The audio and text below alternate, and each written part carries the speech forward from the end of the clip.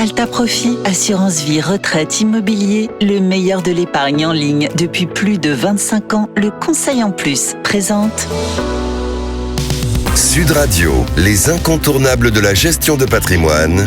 Thomas Binet. Nous nous retrouvons comme tous les jeudis soirs avec notre consultante Catherine Boddenot, directrice marketing, offre et communication chez Alta Profit, pour parler gestion de patrimoine. Bonsoir Catherine. Bonsoir Thomas. Catherine, aujourd'hui une question qui concerne beaucoup de couples. Faut-il se paxer ou se marier ?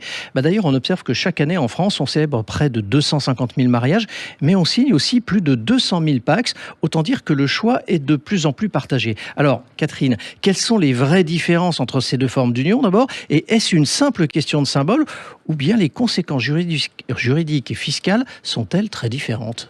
Oui, il y a une vraie différence. Et la différence se situe déjà dans la nature même de l'union. En fait, le mariage, c'est une institution qui est vraiment encadrée par la loi. Donc, c'est un acte juridique, solennel, célébré en mairie et qui donne un ensemble de droits et de devoirs entre les époux qui va être beaucoup plus étendu que dans le cadre du PACS. Le PACS, c'est un contrat civil qui est conclu entre deux personnes pour organiser leur vie commune. Et ça repose en fait sur une convention qui est signée soit en mairie, soit devant notaire. Et le cadre est beaucoup plus souple. Et ça va se ressentir tout de suite au moment de la rupture, s'il y a rupture.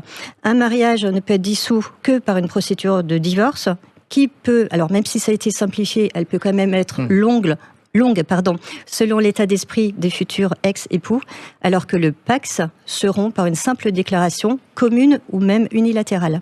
Et alors, sur le plan des biens, est-ce que ça va changer beaucoup de choses ? Oui, alors dans le cadre du mariage, par défaut, si vous ne faites pas un contrat, vous êtes sous le régime de la communauté réduite aux acquis. Donc tout ce qui est acquis après le mariage est commun. Dans le cadre du PACS, c'est l'inverse. Par défaut, le régime, c'est la séparation de biens. Donc chacun reste propriétaire de ce qu'il achète et les partenaires de PACS peuvent opter pour l'indivision, mais c'est pas automatique. Et ensuite, dans le mariage, donc on a parlé des régimes matrimoniaux, il y a 4 régimes matrimoniaux différents, plus certains outils qui peuvent venir aménager ces régimes de base. Je pense notamment à la donation entre époux.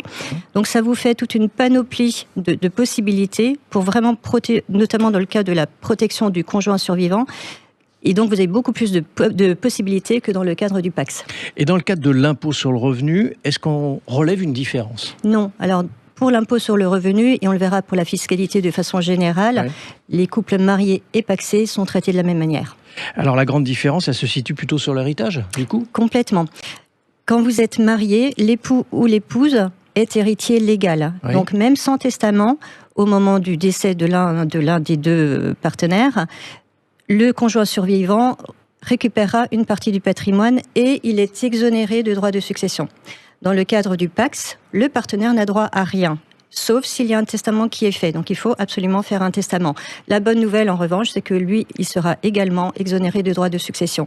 Donc en fait, sur le plan fiscal, couple marié et pacsé, c'est à peu près la même chose, mais c'est vraiment sur le plan civil que ça change tout. Alors il nous reste à traiter le point de la retraite. Du coup, il en relève quoi de ce point-là ? Là aussi, on a une grosse différence. Dans le cadre du mariage, le conjoint va bénéficier de la pension de réversion sous certaines conditions.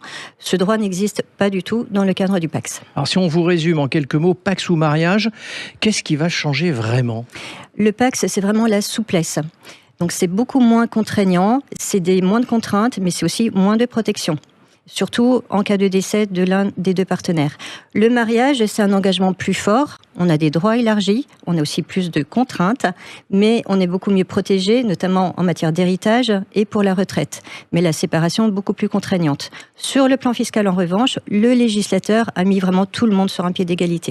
Merci Catherine pour vos précisions qui devraient probablement nous aider un peu plus à mieux comprendre la différence entre justement mariage et PACS et surtout les choix qu'il faut faire au niveau fiscal. On vous retrouve jeudi prochain pour un autre numéro d'Oser Investir, les incontournables de gestion de patrimoine.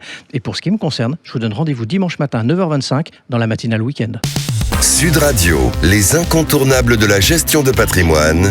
Thomas Binet. Avec Alta Profit, assurance vie, retraite, immobilier, le meilleur de l'épargne en ligne depuis plus de 25 ans, le conseil en plus.